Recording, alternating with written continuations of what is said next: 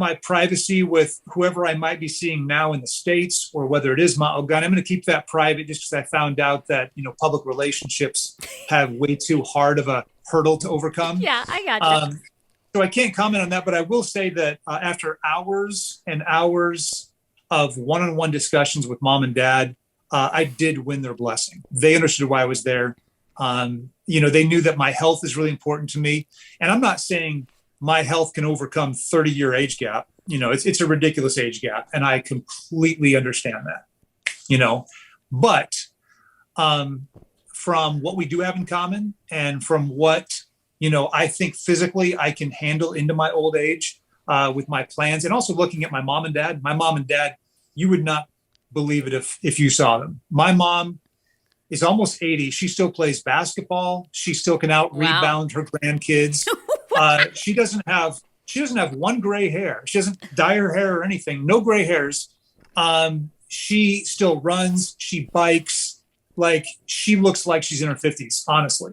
So if I have that kind of genetics, maybe I do stand, a chance at closing the age gap a little bit. Oh my God. Okay. I have one final question, then I want to move on because there's so many other aspects of your life. Look, you were like all of us sitting at home watching Before the 90 Days. It was so good. But you said to yourself too, was that damn apartment real or what? Was that really her apartment? you were like, Mahogany, I do know what is up with this apartment and these bunk beds. What was the deal? I think I've been yelling that, like we all have, it's like, okay, was that real?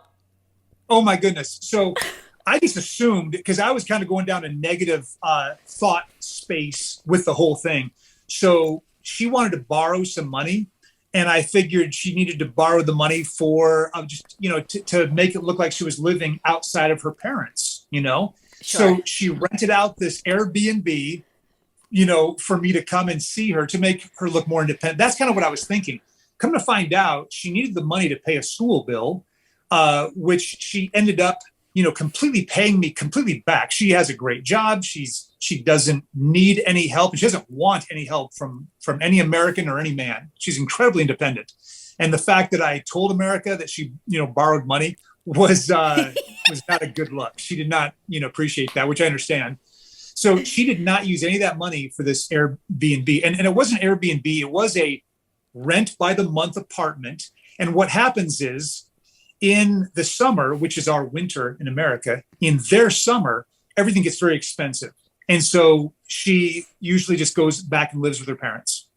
In the winter, which is our summer, which is when we shot, everything gets very inexpensive. There's not as many tourists, and they have all these empty apartments, and they just rent them out very inexpensively. So she rents out an apartment, seasonally, and it's hers, but she doesn't want to move everything in there and decorate it. She's only going to be there 6 or 7 months. So, she just happened to be living there, and everyone took it like it really wasn't hers, and she was just there for the week or something, But yeah, that was her home for 6 or 7 months, and she still does that. She still rents out, during the off season, for some independence. But to save money, things get really expensive in their summer. Oh, I bet. She returns back to her parents. So when I asked her, where do you live? She told me she's living with her parents. And then by the time we got down there, she had moved out and was on her own because things got less expensive. So not as dramatic of an answer, but everyone tends to kind of look at things negatively just because that's how we fill our minds with drama. Something must be wrong. Okay, well, let's move on and talk about some other things because you have a lot going on in your life. But one of the things I find fascinating about you is you seem to put it all out there. Like, you're on the beach in South Carolina, you bring your laptop gets filled with sand. You went on recently, you did an IG live talking about, because everybody saw the arrest and the arrest picture and all that stuff. But tell me this, you seem like you have either great self-esteem or you've done a lot of therapy, because you don't seem, I think you really own it. And I appreciate that. Like, you don't seem to give a shit what people say. So what is your secret to, you kind of know what you want. You obviously wanted to be on television. You're great at being on TV. So how do you get the confidence, or is it therapy? What is the secret? Yes, I have done a lot of therapy. That is true. But I think honestly, it is my relationship with God, because the only validation I really need is his. And he validates me every day. You know, he gave his son Jesus to die for me. And so I know I'm his son. I know he loves me no matter what kind of stupid stuff I do. He's always going to love me. And I'm good with that. Like, that alone is really all I need. So that's where I get my positivity, is because I got a good relationship with God. I've got peace with him. And I trust he's going to either bless me or make me feel the consequences of my own actions, which he does quite a bit. And it's all good, you know? So there's nothing to impress anyone by. I think at this point, all of America knows that I'm, you know, pretty much an idiot and have made more mistakes than most. I know. And so what am I going to do? How do I make up for that? We all make mistakes, though. I mean, good for you for owning. I mean, I think you have a very playful attitude towards it, which, you know, you don't get any credit for, but I'll give you some, because I think we all fuck up, you know? I mean, there's various degrees of it. A lot of us aren't public, so people don't see that, you know?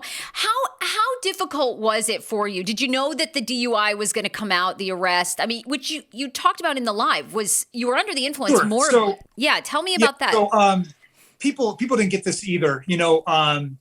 So it wasn't a DUI. I've never really enjoyed alcohol. I don't drink, you know, hardly at all. So I'm just a really bad explainer. And I think people try to figure out what's going on with me. And I go down tangents, and I'm a terrible storyteller. And so they just don't get it in the end. But what happened, and everyone says, oh, a homeless couple like drugged your drink. That sounds, you know, crazy. And that's not what happened. I never said that happened. So I'm going to try to explain as clearly as I can. And maybe on the Sarah Fraser Show, people get it. Ben, this will be it. This will be it. This is it. Okay, here we go. Everybody ready? Here we go. Here we go. So a friend of a friend, asked if I could help this homeless couple out. I said, I'll check it out. Maybe. I go there, and they're having like a house party at the Red Roof Inn. Bunch of people there. There's drugs. There's marijuana. There's all kinds of stuff going on. I show up. I'm so clueless. I don't know what's happening. I think there's having a few friends over to watch football. So I sit down. I'm trying to talk to them. They offer me a little bit of wine.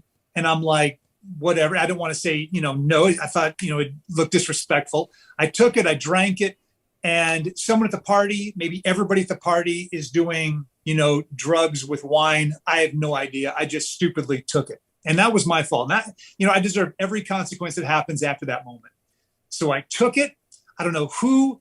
I don't remember who gave it to me, and I don't remember, honestly, you know, if they spiked it or if everyone just knew, yeah, hey, there's drugs in the drink, you know. So I took it, I put it down on an end table, and I picked it up again, and I might have picked up the wrong glass. I don't know if it was mine, but I drank it again, finished it like a little tiny half cup of, you know, a little paper cup. And I immediately started feeling really tired. So I said, guys, I got to go. I'm feeling really off. And they're like, no, stay. And I'm like, I got to go. So I take off, and like, I know I'm not going to make it home. I go to a hotel, spend the night there, and the next 24 hours are just gone. They're erased from my memory. I had something called I'm not going to say it right. Flubromazan, something like that. And so the next day I get in my car to go home. I don't even remember this. I hit the curb. I didn't hit any people, thank God. But I hit the curb, disabled my car. Some people helped me push into a McDonald's. Cops show up, and they say something's wrong. I, you know, blew for an alcohol test. No alcohol in my system. So it had nothing to do with alcohol. It was not a DUI. It was an OWAI, operating